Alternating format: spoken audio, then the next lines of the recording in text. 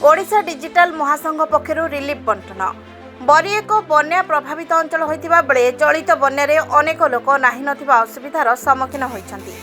सरकारी स्तर में बन्या विपन्नमानंकु रंधा खाद्य सुखिला खाद्य और पॉलिथिन बंटन करा जाउथिबा बेले बहु बेसरकारी अनुष्ठान पक्षरु मध्य रिलीफ बंटन करा जाउछि। सेपरि ओडिशा डिजिटल मीडिया महासंघ पक्षरु बरी ब्लॉक बाईसिरिया किमिरियापाड़ पंचायत रे सुखिला खाद्य बंटन करा जाइछि। महासंघर सभापति गौरांग चरण महिंको नेतृत्व में एक टीम बरी रे पहुंची विपन्न मानंकु भेटिबा सह रिलीफ बंटन करुछन्ति। अन्यमानंक मध्यरे जाजपुर जिला संयोजक हेमंत कुमार नायक, राज्य साधारण संपादक प्रभास ज्योति महांती उपस्थित थिले।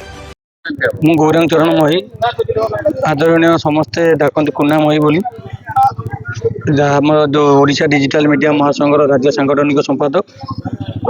आपण मैंने देखुए किछि दिन पूर्वर जिपर भाव आम जाजपुर जिले में बन्या प्रभाव किपर भाव लोक मैंने क्षयक्षति घटी से क्षयक्षति की आखि आगे रखी आमर माननीय सभापति मनोज शतपथी महोदय अनुमोदन क्रमे आम आज जाजपुर जिलार आमर बरुआ अंचल आम आज किसी सुखिला खाद्य बंटन करने को मनोनीत करूँ जहाँकि आम बंटन भी कलु।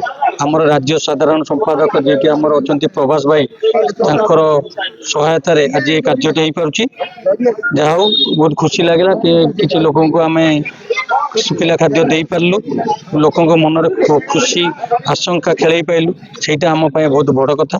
आगामी दिन में आम चिंता करूँ किपर भाव में ये जो छोट सुखिला खाद्य नुहे आगामी दिन में रंधा खाद्य सहित किसी सहायता करने आम चेष्टा करूँ ये आमर मूल लक्ष्य।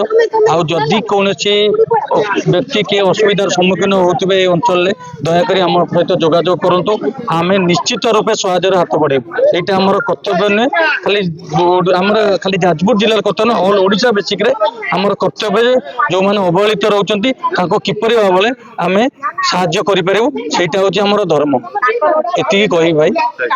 जाजपुर बरीरू Sharmishtha Dwivedi report SNI TV।